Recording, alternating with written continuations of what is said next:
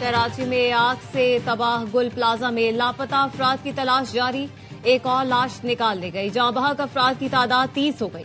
मलबे से इंसानी आज़ा भी मिल रहे हैं। फायर ऑफिसर जफर खान का कहना है बेसमेंट से मजीद कोई लाश नहीं मिली। दूसरी और तीसरी मंजिल पर सर्च ऑपरेशन जारी है। जो एरिया इमारत गिरने के बायस दब गया वहां सर्च ऑपरेशन नहीं किया जा सका। तखरीब कारी की शुबे के पेश नजर बम डिस्पोजल स्क्वाड का गुल प्लाजा का दौरा। इमारत के मुख्तलिफ हिस्सों से फर्श दीवारों के नमूने लिए जो फॉरेंसिक लैब भिजवाए जाएंगे। जराये का कहना है बज़ाहिर इमारत में किसी तखरीब कारी के शवाहिद नहीं मिले।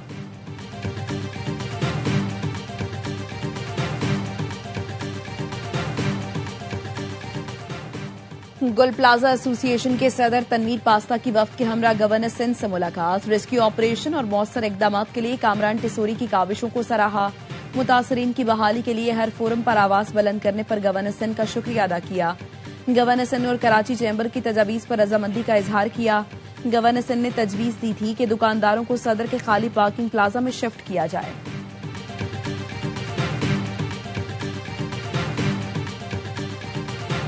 कंडीशन लोग नहीं लगाते। इस पर बात करूंगा, इस पे बात नहीं करूंगा। बात करनी है तो सारों पे बात करें। मेरे पास अब इख्तियार नहीं है। ये इख्तियार अचकज़ई साहब और अल्लामा राजा नासिर साहब के। मेरी ओपिनियन मांगा, मेरे से कंसल्ट करना चाहा, मैं जरूर उनको कंसल्ट करूंगा।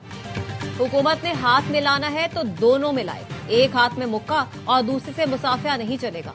सियासी जमातों की बातचीत में शराइत नहीं लगनी चाहिए। गुफ्तगू से ही मसाइल हल हो सकते हैं।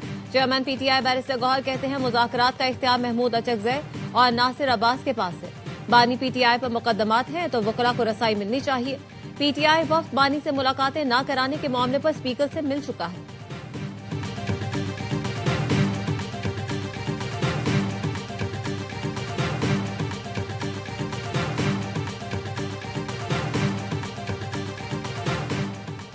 हुकूमती इत्तेहादियों के एमएनएस की ऑपोजिशन लीडर महमूद अचकज़ई से गैर रस्मी गुफ्तगू।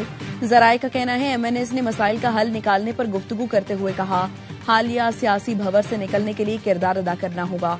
ऑपोजिशन लीडर ने कहा हमने तो सियासी हल का रोड मैप दे दिया है, हुकूमत अमल करे। महमूद अचकज़ई का कहना था सियासतदानों की इज्जत आईन और कानून और जमहूरी रास्ते में है। बानी पीटीआई से मुलाकात कराएं ताकि बातचीत का आगाज हो सके।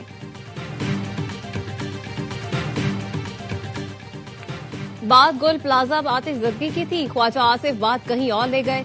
हम इनके बयान को हुकूमती पॉलिसी समझेंगे। आग से खेलना बंद करें। आपको नहीं पता कि फेडरलिज्म क्या है। पीपल्स पार्टी के रहनुमा सैयद नवेद कमर का कहना है सेहत, तालीम और लॉ एंड ऑर्डर के पैसे काटना कोई तरीका नहीं। क्या आप सूबों के वसाइल मरकज को देना चाहते हैं? पाकिस्तान तब मजबूत होगा जब इकाइयां मजबूत होंगी।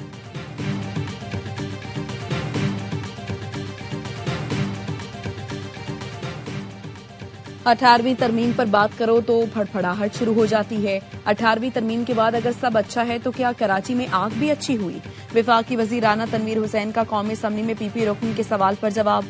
शाजिया सोबियन से पूछा था इस्लामाबाद में गधों का गोश्त खिलाया जा रहा है, इस मामले को कौन देखेगा? वफाकी वजीर ने जवाब दिया सिर्फ गधे का गोश्त नहीं, मुर्दा मुर्गियां और मुर्दा जानवरों का गोश्त भी खिलाया जाता है। नेशनल फूड सिक्योरिटी का इस मामले से कोई ताल्लुक नहीं। ये सब उमूर 18वीं तरमीम के बाद सूबों को मुंतकिल हो गए।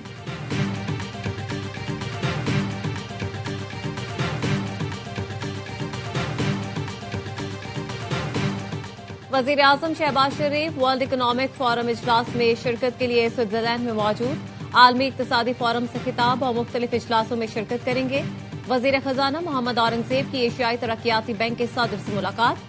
महंगाई में कमी और मुआशी इस्तेहकाम में पेशरफ से आगाह किया। पाकिस्तान और एडीबी का तवानाई के शोबे में इस्लाहात और साफ तवानाई के फरोग पर इत्तेफाक। एशियाई तरक्याती बैंक ने पाकिस्तान के साथ ताउन के आज़म का अदा किया। वजीर खजाना ने मेंजिस एविएशन के चेयरमैन से भी मुलाकात की। एविएशन सेक्टर में सरमायाकारी और हवाई अड्डों की बेहतरी पर तबादला ख्याल किया गया।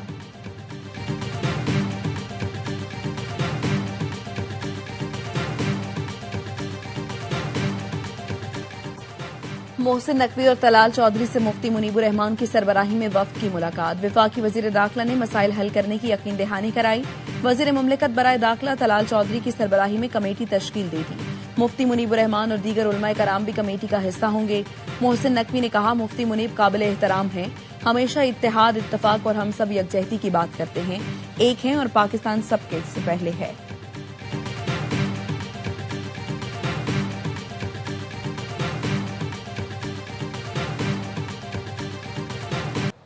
फी तोला सोने की कीमत 5 लाख रुपए से तजावुज कर गई। 12,700 रुपए इजाफे से फी तोला सोने की कीमत 5,06,362 रुपए हो गई।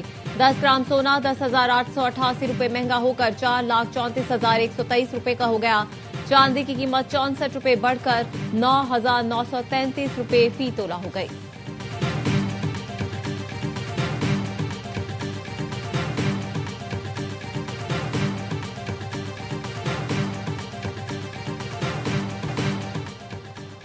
बांग्लादेश भारत तनाजे में नया मोड़। पाकिस्तान क्रिकेट बोर्ड ने इंटरनेशनल क्रिकेट काउंसिल को खत लिख दिया। बांग्लादेश के भारत न जाने के मौकिफ की तायीद कर दी। आईसीसी ने हतमी फैसले के लिए आज बोर्ड मीटिंग बुला ली। बांग्लादेश ने सिक्योरिटी खदशात के बायस वर्ल्ड कप के लिए भारत जाने से इनकार किया है। क्रिक इन्फो का कहना है आईसीसी बांग्लादेश की इवेंट में शिरकत से मुताल्लिक फैसला आज सुनाएगी।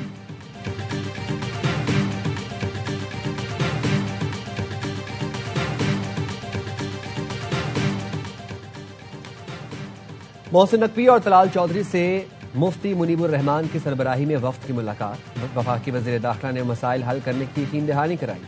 वजीर मुमलिकत बराए दाखिला तलाल चौधरी की सरबराही में कमेटी तश्कील दे दी। मुफ्ती मुनीबुर रहमान और दीगर उलमाए कराम भी कमेटी का हिस्सा होंगे। मोहसिन नकवी ने कहा मुफ्ती मुनीब काबिल एहतराम है, हमेशा इत्तेहाद, इत्तेफाक और यकजहती की बात करते हैं। हम सब एक हैं और पाकिस्तान सबसे पहले है।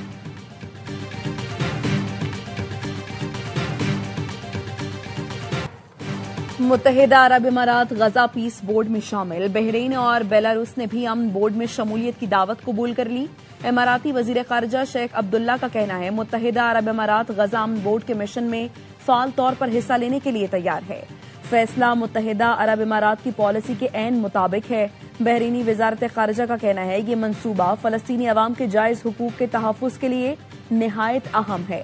सऊदी काबीना ने गजा अमन मंसूबे के दूसरे मरहले का खैर मकदम करते हुए डोनाल्ड ट्रंप के बोर्ड ऑफ पीस की हिमायत कर दी। गजा अमन बोर्ड माहिदे पर दस्तखत की तकरीब कल डेविस में होगी।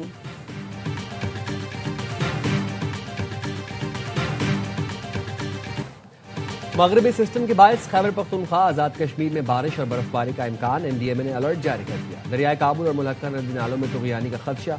सवात, चित्राल, बुनेर, शांगला, दीद में सैलाबी सूरत हाल का इम्कान। बलोचिस्तान के मुख्तलिफ अजला में आज से बारिश और बर्फबारी की तवक्को। कराची में 22 और 23 जनवरी को हल्की से दरमियानी दर्जे की बारिश का इम्कान।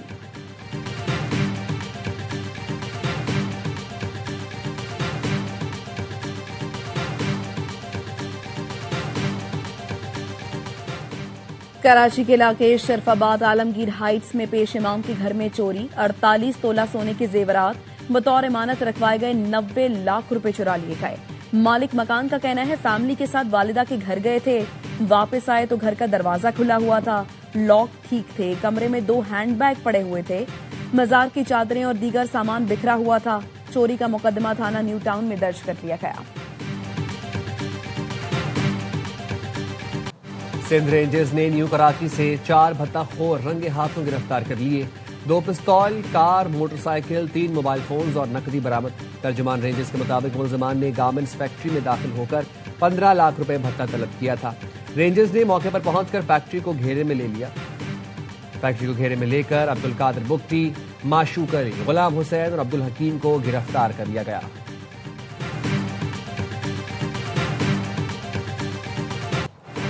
रुझान के कच्चे में पुलिस और रेंजर्स का मुश्तरका ऑपरेशन। ड्रोन से गोलाबारी, डाकुओं के 7 ठिकाने तबाह कर दिए। 52 डाकुओं ने पुलिस को गिरफ्तारी दे दी। डीपीओ राजनपुर का कहना है डाकुओं को हथियार डालने का मौका दिया जा रहा है। डाकू सरेंडर कर दें वरना मारे जाएंगे। इंतहाई मतलूब डाकू काबिल सखानी और मोराजादा दश्ती ने हथियार डाल दिए। दोनों की गिरफ्तारी पर 1-1 करोड़ रुपए इनाम मुकर्रर था।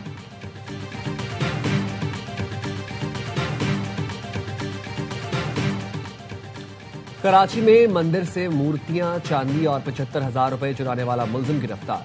चोरी किया गया सामान बरामद। 2 मुलजिमान ने 14 जनवरी को डोली खाता के करीब मंदिर में वारदात की थी। मुलजिमान पीतल, तांबे के बर्तन और चांदी की ज्वेलरी लेकर फरार हुए थे।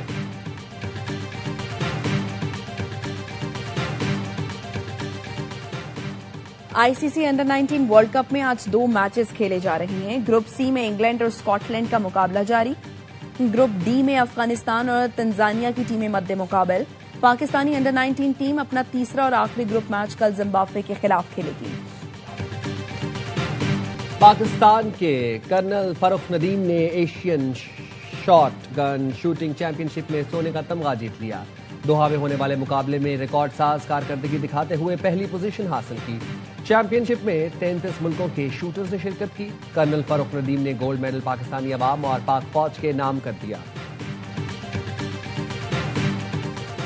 स्पेन के शहर बार्सिलोना में ट्रेन पटरी से उतर गई। ट्रेन ड्राइवर हलाक, 37 मुसाफिर जख्मी। 2 दिन पहले भी जनूबी स्पेन में ट्रेन हादसा हुआ था। और सोलर स्टॉर्म के बायस कुतुब शुमाली की रोशनियां नॉर्दर्न लाइट्स ग्रीनलैंड पहुंच गई। दिलकश मंजर कैमरे की आंख में महफूज हो गया। साइबेरिया में भी आसमान पर दिलकश नजारा देखा गया। रंगों के अनोखे मिलाप और रक्स करती लहरों ने मनाजिर को दिलफरेब बना दिया।